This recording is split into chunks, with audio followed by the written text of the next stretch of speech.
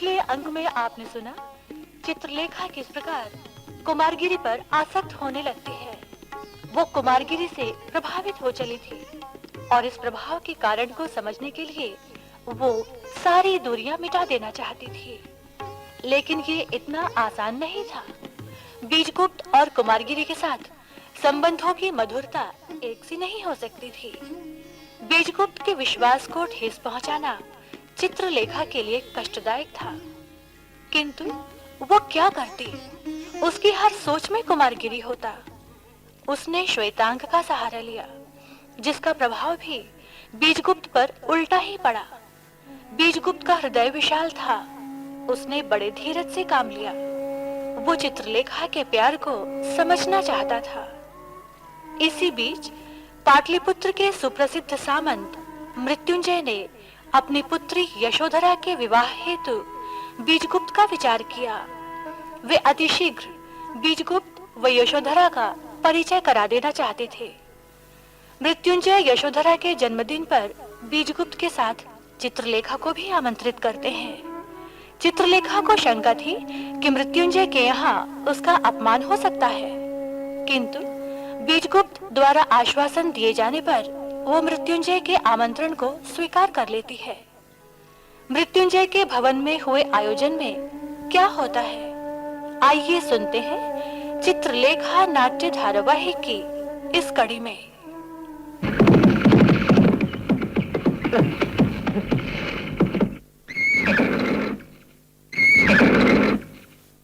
सामंत बीजगुप्त जी का रथ द्वार पर है।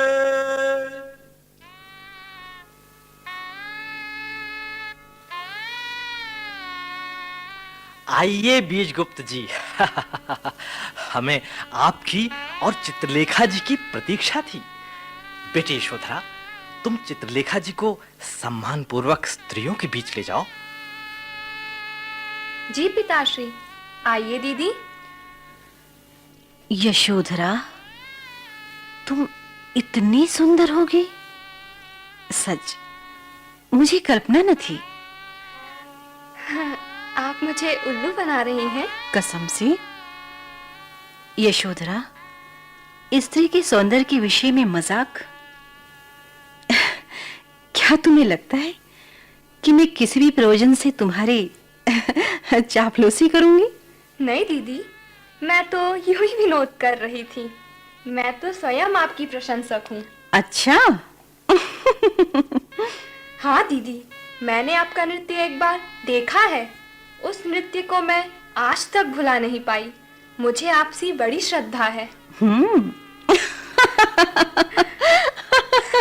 आइए दीदी, आपका परिचय सबसे करा दूं? नहीं यशोधरा, ये सब रहने दो। तुम हो ना मेरे साथ? अरे आइए ना।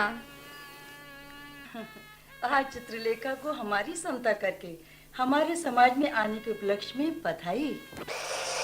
ये चित्रलेखा जी ले रही है। देखो तो सुंदर है। कितनी अच्छी वस्त्र पहनी है उसने। देखो यार, ये बहुत होशियार है। ऐसा हो ही नहीं सकता। आई होगी। अब तो नृत्य देखा ही नहीं इसका, आज देखेंगे। अपने सौंदर्य के बल से अपना स्वागत कराने के लिए घमंडी स्त्रियों को बाध्य करने वाली चित्रलेखा आपसे बधाई की आवश्यकता नहीं समझती। क्या बात है दीदी, पिताश्री ठीक ही कहते हैं कि आप क्या आप? ये कि आप विदुषी भी हैं। आपने ठीक उत्तर दिया। क्या बात है? कुछ नहीं, बस यूं ही आपस में हंसी हो रही थी। दीदी, आप बहुत व्यवहार कुशल हैं। तभी तो इतनी प्रभावशाली भी हो।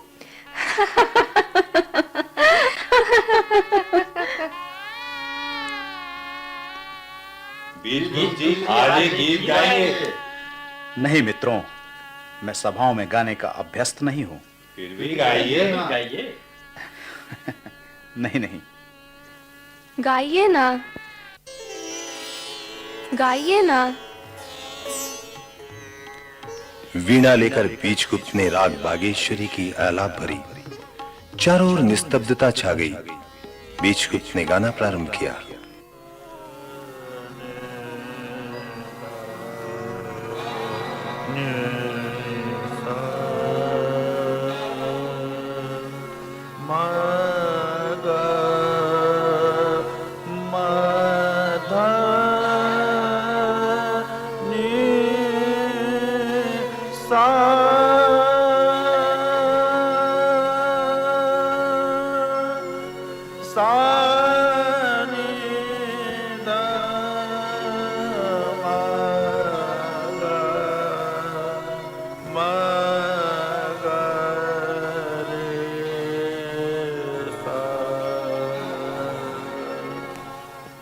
कौन करत तोरी बेनती पियरवा।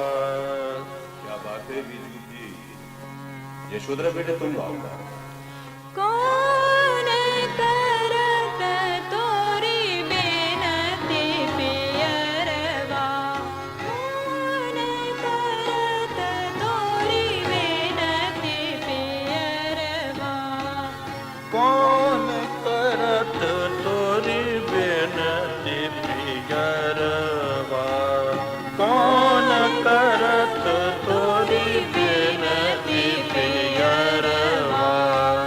मानो न मानो हमारी बात, मानो न मानो हमारी बात, कौन करत तोरी बेनती पियरवा।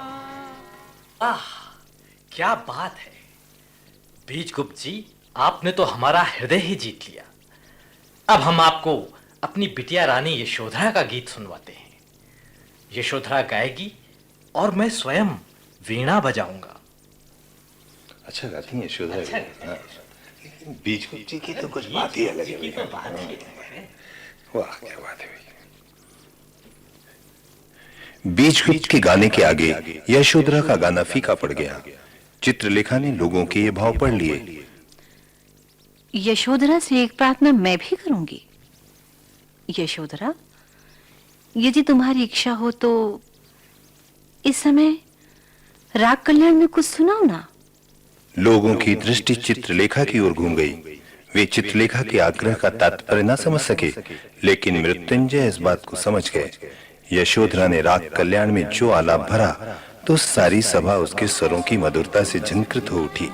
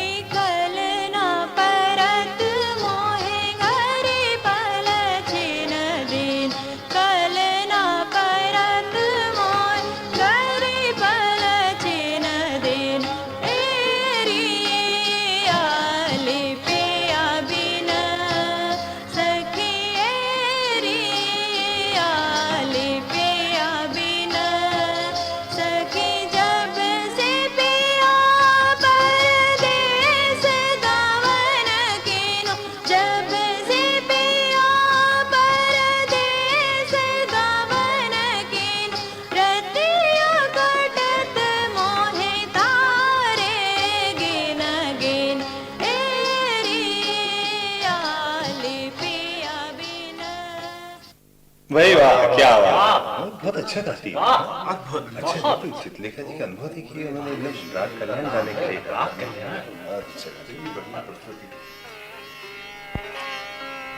बहन यशोधरा, मैं तुम्हें तुम्हारे सुंदर गायन के उपलक्ष्य में बधाई देती हूँ। और चित्रलेखा, मैं तुम्हें यशोधरा की तरफ से धन्यवाद देता हूँ। पिताश्री, आप क्यों? मैं स्वयं दीदी का आभार व्यक्त करना चाहती हूँ और उनका स्नेह प्यार चाहती हूँ।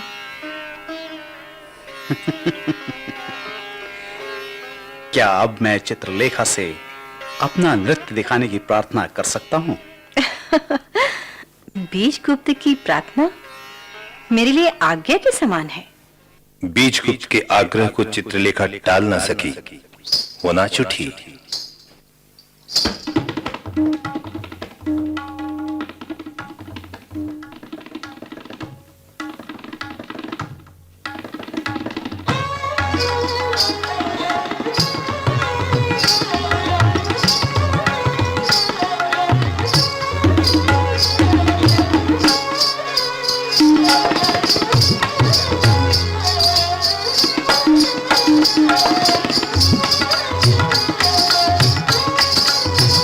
क्या बात है चित्रलेखा जी, क्या बात है, आनंद।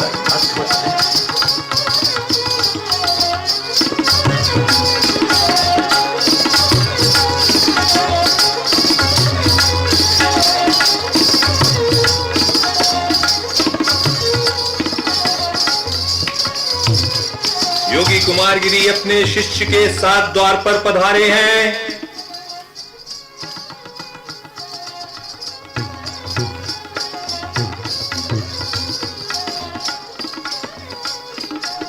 क्षमा करना चित्रलेखा, मुझे अतिथियों के स्वागत के लिए द्वार पर जाना होगा। मैं अब जाऊंगी, मेरा काफी अपमान हो चुका है। वो कैसे? मेरी दृष्टि में कला का सर्वोच्च स्थान है। कुमारगिरी के आगमन पर नृत्य को रोक देना आवश्यक नहीं था। सामंत मृत्युंजय ने संगत छोड़कर मेरी कला का अपमान किया है, और जो कला का अपमान करता है उसे मैं मनुष्य नहीं समझती। अब हम चलेंगे। जैसी तुम्हारी इच्छा।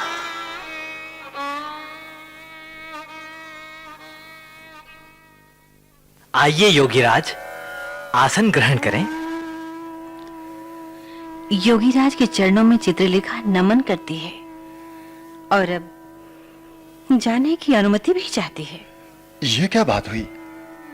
हमसे कोई त्रुटि हो गई, या फिर हमारी उपस्थिति नर्तकी तुम्हें अच्छी नहीं लगी? आपकी उपस्थिति भला इस संसार में किसे बुरी लग सकती है? आपके दर्शन हो गए, अच्छा लगा। मेरे जाने का कारण दूसरा है, कृपया अन्यथा न लें। किंतु चित्रलेखा, तुमने जाने का अवसर उचित नहीं चुना। देखिए आप ऐसा कहेंगी तो फिर मैं नहीं जाऊंगी। आइए चित्रलेखा जी, आपका नृत्य तो अधूरा ही रह गया था। नृत्य पूरा नहीं करेंगी? अब रहने दीजिए आर्यश्रेष्ठ, उसे ही पूरा समझ लीजिए। दीदी, मैंने आपकी बात नहीं टाली। अब मैं आपसे अनुरोध करती हूँ, अब आप मेरी बात मान लीजिए। दीदी, नृत्य कीजिए ना।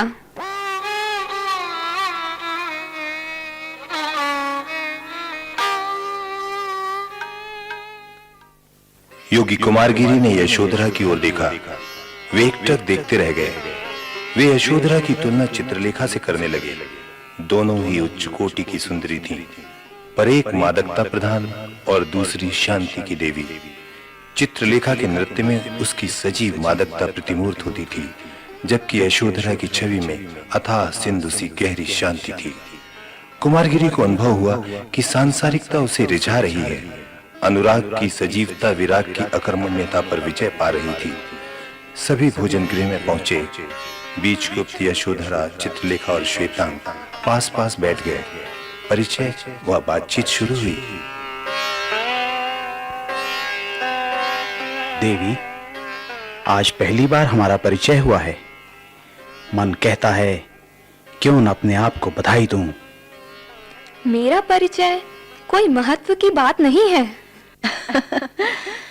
भगवान करे ये परिचय मित्रता में परिणित हो, और मित्रता जीवन के पवित्र बंधन में। यशोधरा ने कृतज्ञता भरे नेत्रों से चित्रलेखा की ओर देखा। बीजगुप्त ने कौतूहल से, पर श्वेतांग केवल यशोधरा को देख रहा था। एकाएक यशोधरा की निगाह जब श्वेतांग से मिली तो बीजगुप्त से पूछ बैठी,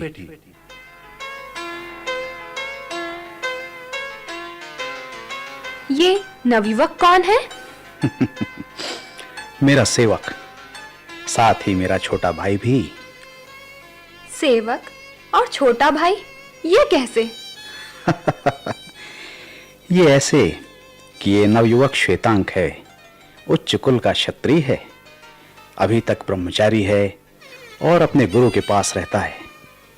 गुरु ने इसे पाप का पता लगाने मेरे पास भेजा है। पाप का पता लगाने आपके पास भेजा है? आपका व्यक्तित्व या स्थान क्या पाप का पता लगाने की उपयुक्त जगह है? यदि श्वेतांग इस निष्कर्ष पर पहुंचे तो यशोधरा के हृदय को आघात पहुंचा। कुछ पल पहले जिस व्यक्ति से प्रणय बंधन मात्र की कल्पना से वो प्रफुल्लित थी, वो पाप का पता लगाने का उपयुक्त साधन समझा गया था। उसने श्वेतांग की ओर देखा। उसके होंठ कुछ कह रहे थे। श्वेतांग कितना भोला और सुंदर नवयुवक है। और बीजगुप्त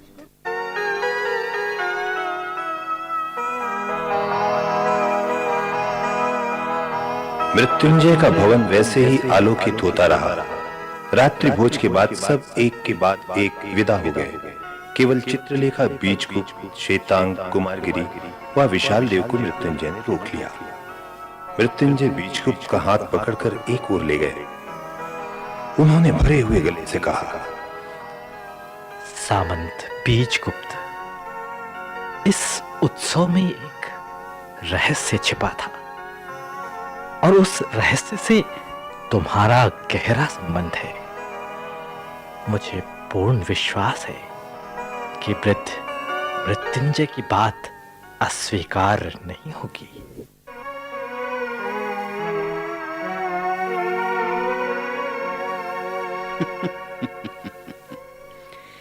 देव, स्वीकार या स्वीकार करना प्रस्ताव की उपयुक्तता और परिस्थिति की अनुकूलता पर निर्भर होता है। आपके प्रस्ताव के अनुरूप ही उसका उत्तर भी होगा। सुना तुम्हारा विवाह अभी तक नहीं हुआ?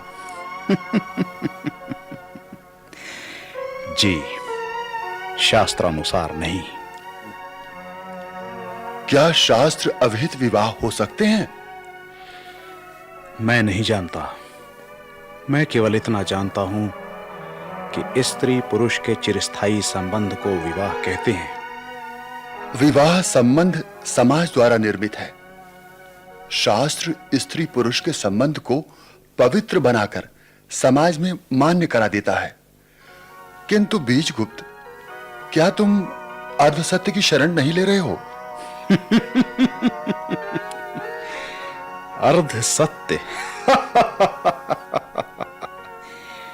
योगी राज, सत्य कभी आधा नहीं होता, वो पूर्ण होता है। आर्य मृत्युंजय, मैंने कहा था मेरा विवाह शास्त्रानुसार नहीं हुआ है। लोक की दृष्टि में मैं अविवाहित हूं, किंतु मैं वास्तव में विवाहित हूं। चित्रलेखा मेरी पत्नी है। मैं प्रेम में विश्वास करता हूं। बीजगुप्त, तुम्हारा कहना संभव है, उचित हो, पर मैं तुम्हारा ध्यान इस ओर आकर्षित करना चाहता हूं कि विवाह पुत्रोत्पत्ति के लिए होता है। चित्रलेखा की संतान बीजगुप्त की उत्तराधिकारी नहीं हो सकती। कभी इस पर विचार किया? हाँ, ये तो सत्य है कि मैंने इस तरह का विचार तो क्या, कल्पना भी नहीं की। देवी चित्रलेखा, तुम विदुषी हो। तुमसे अधिक कहना व्यर्थ है। तुम बीजगुप्त की परिस्थिति को अच्छी तरह समझती हो। आर्य श्रेष्ठ, आप कथन सर्वथा उचित है। मैं समाज से त्यागी नर्तकी हूं।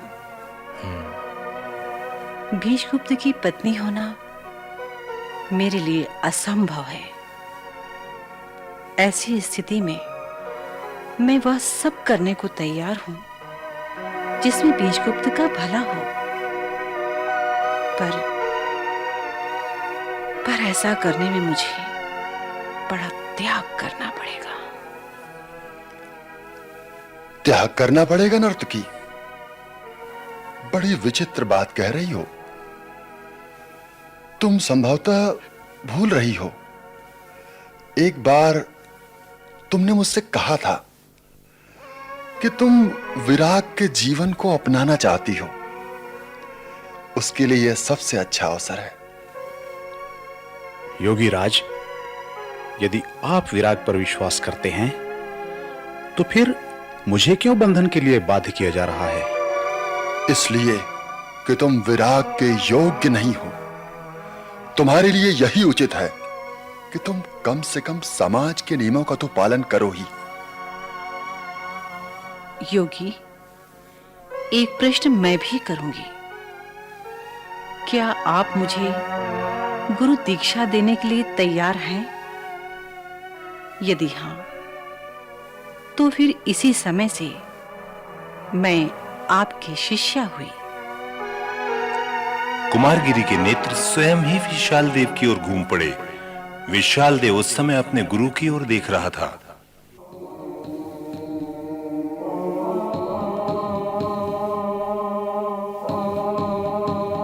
नर्तकी चित्रलेखा, तुम्हें दीक्षा देना मेरे लिए असंभव है।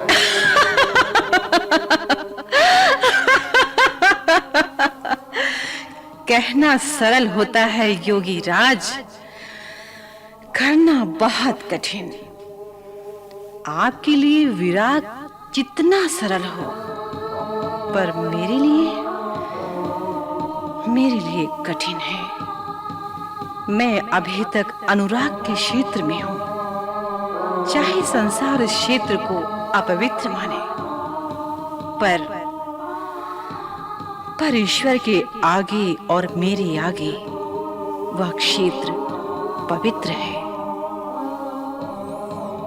बात बनी और बिगड़ गई। मृत्युंजय ने इसका अनुभव किया। बात बिगड़ी और बन गई। बीजगुप्त ने अनुभव किया। कुमारगिरी और चित्रलेखा एक दूसरे को जानते थे। श्वेतांक और विशाल देव दोनों ही इस बातचीत के गूढ़ महत्व को समझ रहे थे। एक यशोधरा ही अबोध थी, जो न कुछ जानती थी और न ही अनुभव करती थी।